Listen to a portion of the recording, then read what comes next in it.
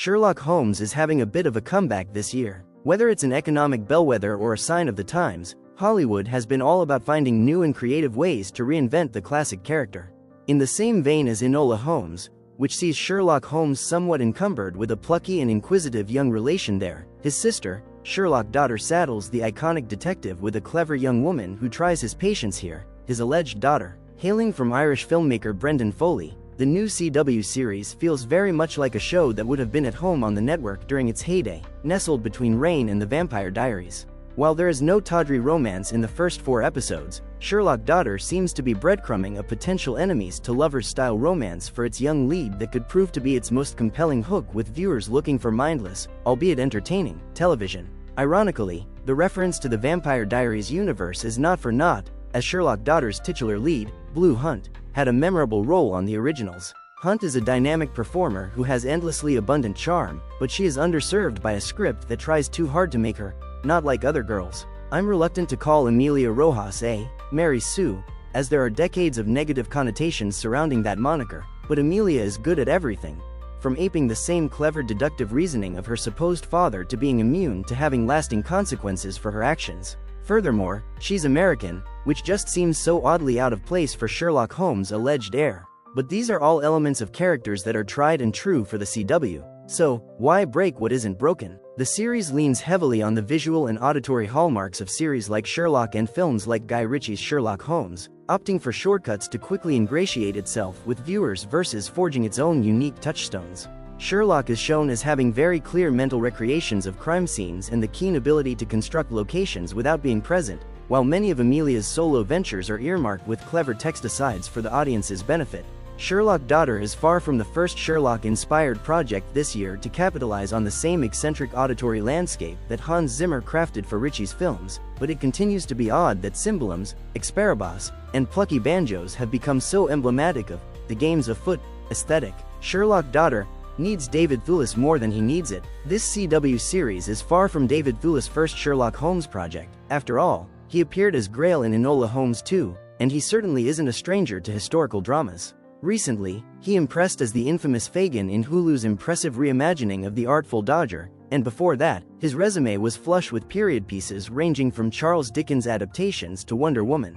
Thewlis is, perhaps, one of the best character actors of his generation. He vanishes within every role he takes on, and Sherlock is no different. While the script often underserves Hunt, Sherlock Daughter seems written towards Thewlis' strengths. Throughout the first 4 episodes, he is given ample opportunity to showcase both a cerebral and a physical performance that captures who Sherlock Holmes is. While Sherlock rails against the mere possibility of Amelia being his daughter, Thewlis taps into the dichotomy of the situation with subtle expressions that reveal the true nature of Sherlock's feelings about her, and those quiet emotions make the journey he takes even sweeter. There's a reason why the lone wolf and cub trope is so popular, and Sherlock Daughter taps into that in a way that has the potential of becoming something special, if it can escape the made-for-a-younger audience pastiche that isn't doing it any favors. By design, Sherlock Daughter's Holmes is a bit more unmoored than we typically see him. While it's not uncommon for an adaptation's version of Dr. Watson to grapple with the untimely death of Sherlock following Reichenbach Falls, rarely do we get Sherlock dealing with the loss of Watson for reasons outside his surly personality.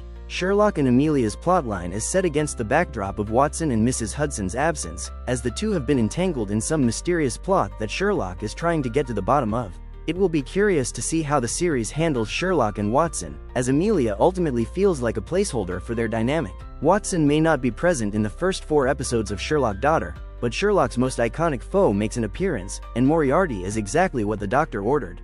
Curiously, Sherlock and Moriarty seem less like mortal enemies and more like 2 men mildly inconvenienced by the other's existence. Like Holmes, Moriarty has his own descendant, which fuels a secondary plotline running through the series. The idea of both Holmes and Moriarty having children is somewhat preposterous, but in an era where IP is being recycled and recycled, a younger generation isn't necessarily a bad idea, if the concept were good enough. Sherlock Daughter fundamentally misunderstands the iconic Holmes. Thewlis may be phenomenal as Sherlock Holmes, but Sherlock Daughter's plotline undercuts who he is as a character. Fear not, this isn't some Super Who-Lock-era conspiracy about Holmes' sexuality, but rather a brief analysis of Sir Arthur Conan Doyle's own descriptions of Holmes' interpersonal relationships. Characters like Irene Adler may have taken on new lives in subsequent adaptations, where a romance between the two is explored, but within the canon of A Scandal in Bohemia, Holmes shows no romantic interest in Adler or women in general. It's not uncommon for Victorian-era fiction to avoid romantic subplots, as the era was largely marked by an image of rigidity, but the fact that Doyle sidestepped even towing the line seems to be a pointed statement towards Holmes' disinterest in relationships of any kind. Holmes is very much crafted as an upstanding member of society, and, specifically, one who would be far too practical and pragmatic to take a woman to bed, knowing what might happen. The case of Amelia's alleged paternity may prove to be a red herring, but the mere fact that Holmes is humoring the possibility seems to be a disservice to who Holmes is. While Sherlock Daughter could veer too closely to self-insert fanfiction written in the wake of Ritchie's Sherlock Holmes, with Foley as the scribe behind 4 episodes of the series, while the rest were penned by Shelley Goldstein, James Duff, and Micah Wardog Wright, Amelia fails to feel like a well-rounded female character.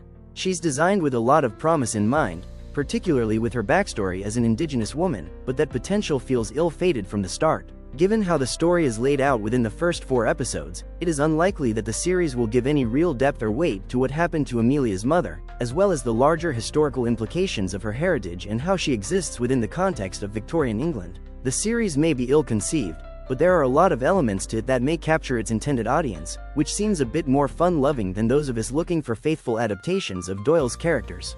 The mystery is quite compelling, and, at times, there are aspects of the series that are reminiscent of the short-lived and brilliant Dead Still. The cast gives excellent performances and elevates an otherwise passable series. Perhaps with time, the series will find its footing and deliver something truly excellent, but from the first 4 episodes, Sherlock Daughter is just simply alright. Sherlock Daughter premieres April 16th on the CW. I give Sherlock Daughter a 6 out of 10.